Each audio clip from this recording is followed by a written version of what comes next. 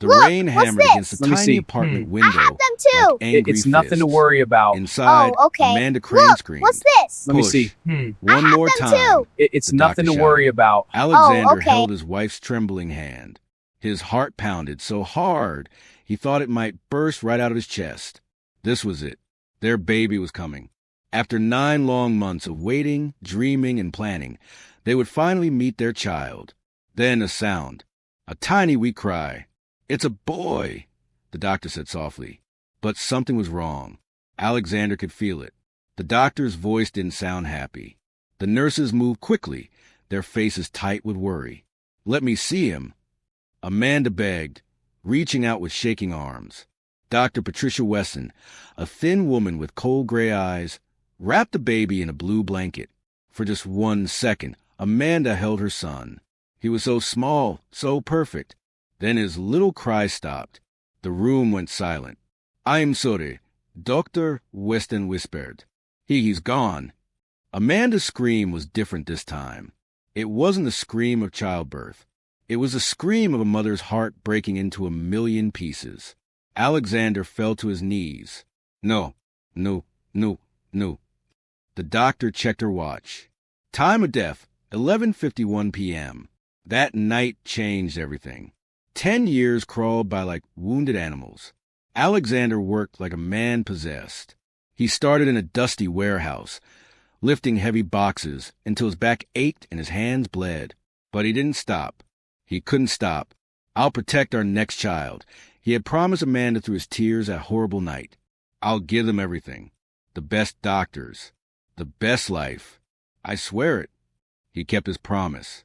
Alexander's hard work and smart ideas turned him from a warehouse worker into a business owner, then into a millionaire, then into a billionaire. But Amanda, she became a ghost in their big, beautiful mansion.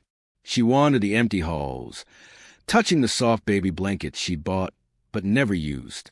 She talked to the son she'd held for only 1 precious minute.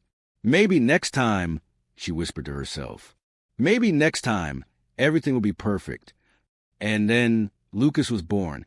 This time, everything was different. The hospital was the finest in the country. The doctors were the best money could buy. And when Lucas came into the world, his cry was strong and loud and beautiful. "He's healthy," the new doctor announced with a huge smile. 10 fingers, 10 toes, and strong as an ox. Amanda wept. But this time, her tears were happy ones. Alexander lifted his son high, his own eyes wet with joy. "Welcome to the world, Lucas," he whispered. As the nurse cleaned the baby, she noticed something. "Oh, how interesting. He has a birthmark." Alexander's breath caught. On Lucas's right forearm were 5 small dots, arranged in a pattern. It looked exactly like the 5 dots on dice. "My father had that mark," Alexander said, his voice shaking, "and his father before him. It runs in our family." It was like a message from the past, telling them, "This boy belongs to you. He's meant to be here." Lucas became the center of their world. He was a bright, happy child with curly brown hair and eyes that sparkled when he laughed. He loved dinosaurs and ice cream, and the way his mother sang him to sleep. The big mansion finally felt like a home. 7 years passed in happiness. Then came the day that changed everything. It was a Saturday afternoon in the city. Alexander, Amanda, and 7-year-old Lucas walked down the busy street, enjoying the sunshine. Lucas skipped between them, holding both their hands. "Can we get ice cream, Dad?" Lucas asked, pointing at a colorful shop. "Of course, buddy," Alexander laughed. They were waiting at the corner for the light to change when Lucas suddenly stopped. His eyes went wide. "Dad," he whispered, "look." Sitting against a dirty wall was a homeless boy. He was maybe 10 years old, wearing clothes that were too big and torn in several places. His face was smudged with dirt. His hair was messy and unwashed. But that wasn't what made Lucas stop. The boy was scratching his right arm. And there, clear as day, were 5 dots, arranged in the exact same pattern as Lucas's birthmark. "Dad," Lucas said again, his voice filled with wonder and confusion. "He has the same brand as us." Alexander froze. The world seemed to spin. His heart started beating so fast he thought he might faint. It couldn't be. It was impossible. The birthmark was rare. His father had told him so. Only the Crane men carry this mark, Grandfather had said. It's been in our family for generations. It means you're one of us. Alexander stumbled forward. "Excuse me," he said to the homeless boy. "What's your name?" The boy looked up with frightened eyes. "Ethan," he stammered. "Where are your parents?" "Don't have any. Never did. The people at St. Catherine's home said I was found outside the hospital when I was a baby. They don't know who left me there. St. Catherine's, the same hospital where their first son had died." Amanda gasped. Her hand flew to her mouth. "Alexander," she breathed. "The date?" "Ask him the date." "When's your birthday, Ethan?" Alexander asked, his voice barely working. "October 17th. Alexander couldn't sleep that night. He stared at the ceiling while Amanda tossed and turned beside him. Every time he closed his eyes, he saw Ethan's face, those frightened eyes, those 5 dots on his arm. "We have to find out the truth," Amanda whispered in the darkness. "I need to know." "I know," Alexander said. "Tomorrow I'll start looking. But where do you even begin? How do you prove that a child who died 10 years ago might actually be alive?" Alexander started with the hospital records. The next morning, he drove to St. Catherine's Hospital. It looked different now, cleaner, with fresh paint and new signs. But it was the same place where his world had fallen apart. "I need to see the birth records from October 17th, 10 years ago," he told the woman at the desk. She typed on her computer, her fingers clicking on the keys. "I'm sorry, sir. Those records are very old. They're in storage." "Please," Alexander begged. "It's important. It's about my son." Something in his voice must have touched her heart. She nodded and disappeared into a back room. 30 minutes later, she returned with a dusty file. Alexander's hands shook as he opened it. There it was, his son's birth certificate. Baby boy Crane. Born at 11:47 p.m. Mother, Amanda Crane. Father, Alexander Crane. And then the death certificate. Time of death, 11:51 p.m. But as Alexander read more carefully, something jumped out at him. The handwriting was messy, like someone had been in a hurry, and there was a coffee stain covering part of the page. "Can I see the record for babies found abandoned that same night?" he asked. The woman looked confused. That's unusual. Let me check." More typing, more waiting. Alexander's heart hammered in his chest. "There is one," she said slowly. "An infant boy, found outside the hospital at 12:30 a.m. on October 18th. Just 39 minutes after your son's recorded death. He was taken to St. Catherine's Home for Orphans. 39 minutes. Alexander's mind raced. What if the times were wrong? What if someone had mixed up the babies? Or worse, what if someone had done it on purpose? "Who was the doctor that night?" he demanded. The woman scrolled through the screen. "Dr. Patricia Weston. But she doesn't work here anymore. She left about 9 years ago." "Where did she go?" I don't know. She just disappeared." Alexander hired the best private detective in the city. His name was Marcus Reed, a former police officer with a reputation for finding the unfindable. "Find Dr. Patricia Weston," Alexander told him, "and find out everything about her." Marcus worked fast. 3 days later, he came to Alexander's mansion with a thick folder. "You're not going to like this," Marcus said, spreading papers across the desk.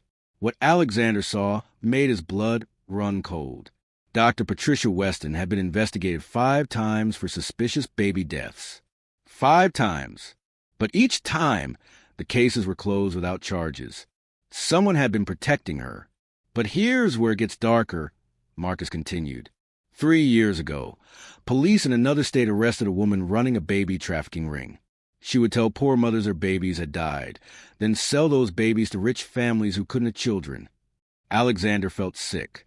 And Weston? One of the mothers mentioned a Dr.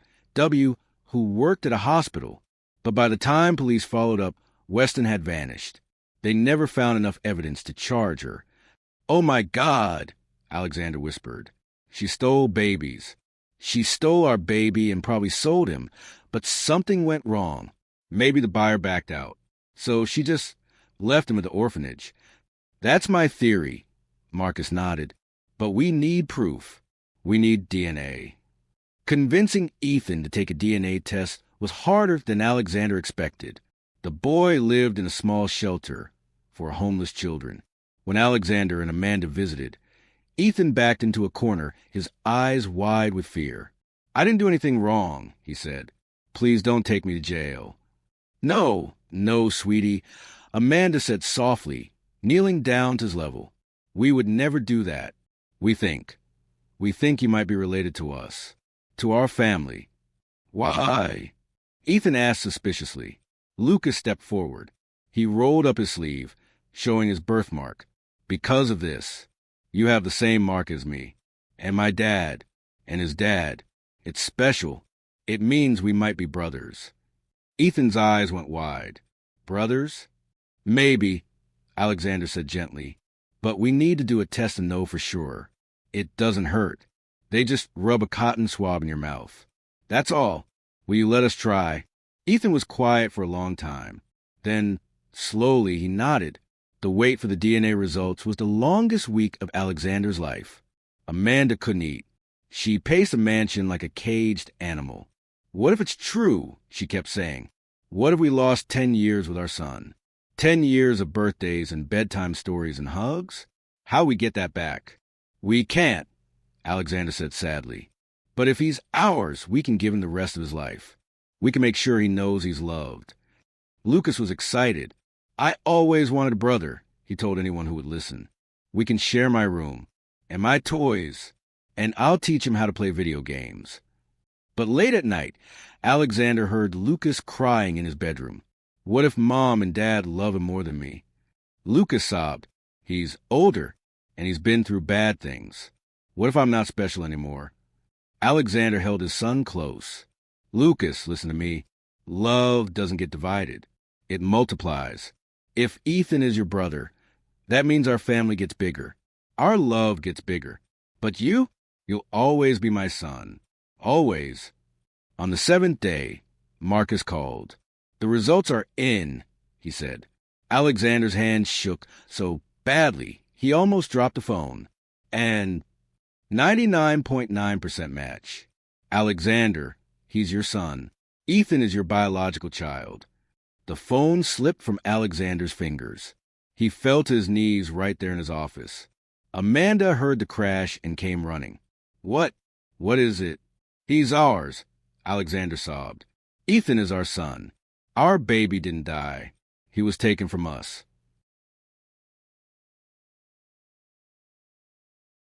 Amanda's scream echoed through the mansion, but this time it wasn't a scream of pain. It was a scream of rage. "She stole him." Amanda cried. "That monster stole our baby and threw him away like garbage. 10 years. He's been alone and scared and hungry for 10 years while we thought he was dead." Alexander pulled his wife close. They held each other and cried, for the lost years, for the pain, for the joy of finding their son, and for the anger at the woman who'd stolen him. But crying wouldn't bring those years back. "We have to tell Ethan," Alexander finally said, "and we have to bring him home." Telling Ethan was the hardest thing Alexander ever did. They sat in a quiet room at the shelter. Ethan looked so small and scared. "Ethan," Amanda said softly, taking his dirty hand in hers. The test results came back. "You're our son. You're Alexander's and my baby that we thought died 10 years ago." Ethan stared at her. "What?" "A bad woman named Dr. Weston told us you died, but she lied. She took you and left you at the orphanage. But you're alive. You're here. And you're ours." Ethan pulled his hand away. "No," he whispered. "No, that's not true. I don't have parents. I never had parents." "But you do," Lucas said, his eyes wet with tears. "You have us. Me and Mom and Dad. We're your family." Ethan shook his head wildly. "I don't believe you. This is a trick. People don't want me. Nobody ever wants me." He ran from the room. Amanda started to follow, but Alexander stopped her. "Give him time," he said quietly. His whole world just turned upside down. He needs to think. But inside, Alexander's heart was breaking. They'd found their son. But would he ever accept him?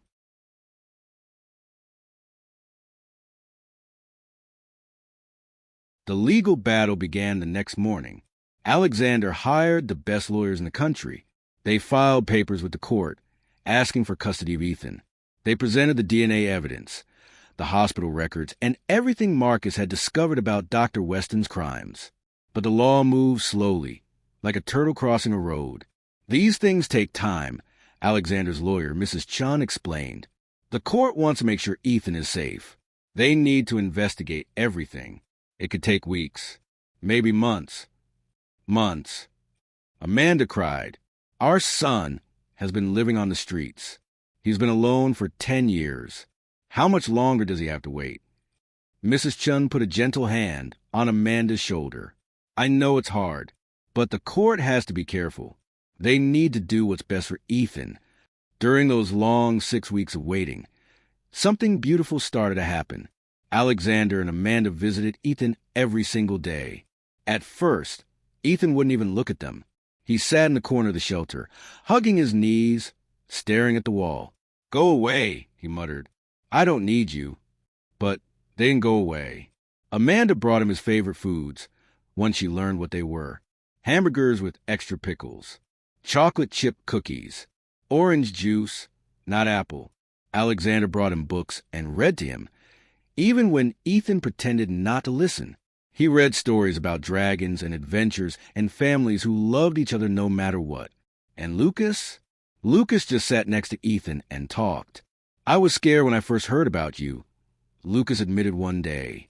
I thought Mom and Dad might forget about me. But Dad said love doesn't get divided. It multiplies. I didn't know what that meant, but I think I do now. Ethan finally looked at him. What does it mean? It means there's enough love for both of us. You being here doesn't make them love me less. It just means I get a brother. And I always wanted a brother. For the first time, Ethan smiled. It was small and quick, like a flash of lightning. But it was there, slowly, like ice melting in spring. Ethan began to thaw. He started asking questions. What was I like as a baby? Amanda's eyes filled with tears. You had the loudest cry, strong lungs, and you had a little patch of dark hair right on top of your head that stuck straight up. We called you our little porcupine. Did you want me? Oh, sweetheart, Amanda sobbed, pulling him close. We wanted you more than anything in the whole world. When we thought you died, Paros died too. But you're alive. You're here. And we want you now just as much as we wanted you then. Ethan buried his face in her shoulder and cried. He cried for the mother he never knew he had, for the 10 years of birthdays spent alone, for every night he'd gone to bed hungry and scared, thinking nobody in the world cared if he lived or died. But he also cried because, for the first time in his life, someone was holding him and telling him he mattered. Meanwhile, the police were searching for Dr. Patricia Weston. Marcus worked with the detectives, following every lead. They discovered she'd been living under a fake name in a small town 3 states away. When the police finally found her, she tried to run, but there was nowhere to run to. In her house, they found records, names of babies, families who'd paid her, bank accounts full of stolen money. How many? Alexander demanded when Marcus told him. How many babies did she steal? At least 12, Marcus said quietly. Over 15 years. 12 families who thought their babies died. 12 children who grew up thinking nobody wanted them. Alexander felt sick. 12 families destroyed. 12 children's lives ruined. All because of one woman's greed. Dr. Weston was arrested and charged with kidnapping, fraud, and human trafficking. She would spend the rest of her life in prison. But no prison sentence could give Ethan back his lost childhood. Finally, after 6 long weeks, the court made its decision. Judge Morrison was a kind woman with gray hair and wise eyes. She looked at all the evidence. She interviewed Ethan. She talked to psychologists and social workers. Then she made her ruling. Based on the DNA evidence and the investigation into Dr. Weston's crimes, I am satisfied that Ethan is indeed the biological son of Alexander and Amanda Crane. Furthermore, after speaking with Ethan and observing the family's interactions, I believe it is in his best interest to be placed in their custody. She banged her gavel. Ethan Crane is hereby returned to his biological family. Amanda burst into tears. Alexander hugged her tight. Lucas jumped up and down, shouting, "We won! We won!" And Ethan? He sat very still, like he couldn't quite believe it was real. "You're coming home," Alexander told him, kneeling down. "For real this time. Forever." "Forever?" Ethan whispered. "Forever." The first night at the mansion was strange for everyone. Ethan stood in the grand entrance, his mouth hanging open. "This is where you live." "This is where we live," Lucas corrected him. "Come on, I'll show you our room." Lucas had insisted they share a bedroom, even though the mansion had 12 empty rooms. Brothers should stay together, he'd said firmly. Ethan's bed was soft, softer than anything he'd ever slept on. The sheets smelled like flowers. There were shelves full of books and toys. "This is all mine?" Ethan asked, his voice small. "It's all yours," Amanda promised.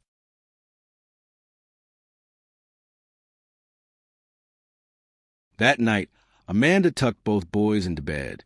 She kissed Lucas's forehead, like she did every night. Then she turned to Ethan. "Can I?" she asked softly. Ethan nodded. Amanda kissed his forehead too. "Good night, my sweet boy. Welcome home." After she left, Lucas whispered across the dark room, "Ethan, are you awake?" "Yeah." "Are you happy?" Ethan was quiet for a long time. "I don't know. I've never been happy before. I don't know what it feels like." "Well," Lucas said, "if your tummy feels warm and your heart feels light, and you're not scared anymore, that's happy." Ethan thought about it. His tummy did feel warm. He'd eaten a huge dinner, roast chicken and mashed potatoes and 3 helpings of chocolate cake. His heart did feel lighter. And for the first time in forever, he wasn't scared. "Then maybe I am happy," Ethan whispered. "Good." Lucas yawned. "Good night, brother." "Good night, brother." Healing didn't happen overnight. Ethan had nightmares. He hoarded food under his bed, afraid it would run out. He flinched when people moved too fast. He didn't trust easily. But Amanda and Alexander were patient. When Ethan woke up screaming, Amanda held him and sang lullabies until he fell back asleep. When Alexander found crackers hidden in Ethan's closet, he didn't get angry. Instead, he took Ethan to the kitchen and showed him the pantry. "See all this food? It's always going to be here. Whenever you're hungry, you can eat. You never have to hide food again. I promise." Lucas helped too. He taught Ethan how to ride a bike, how to play video games, how to laugh at silly jokes. Slowly, day by day, Ethan began to heal. He started calling Amanda Mom, first by accident, then on purpose. He started hugging Alexander without being asked first. He started to believe that maybe, just maybe, this was real. This was forever. 3 months after coming home, it was time for birthdays. Lucas's birthday was in June, but Ethan's birthday, his real birthday, was October 17th, the same day he was born, the same day his life was stolen. "We should celebrate them together," Lucas announced. "But your birthday is 4 months away," Amanda said. "I don't care. We're brothers. We should share." So they had a double birthday party. The mansion was decorated with balloons and streamers. There were 2 cakes, 1 chocolate for Ethan, 1 vanilla for Lucas. There were presents wrapped in shiny paper. But the best present couldn't be wrapped. When it was time to blow out the candles, both boys stood together. Alexander and Amanda stood behind them, their hands on their son's shoulders. "Make a wish," Amanda said. Lucas closed his eyes tight. Ethan did too. But Ethan didn't have to wish for anything. Everything he'd ever wanted was already here. A family, a home, people who loved him. They blew out the candles together, and everyone cheered. Later, when the guests had gone home and the boys were in bed, Alexander and Amanda sat on the porch, holding hands. "Do you think he'll be okay?" Amanda asked. "Really okay?" "I think so," Alexander said. "It'll take time, but he's strong." And he's not alone anymore. None of us are. Amanda leaned her head on his shoulder. We lost 10 years with him. 10 years we can never get back. I know, but we have the rest of his life.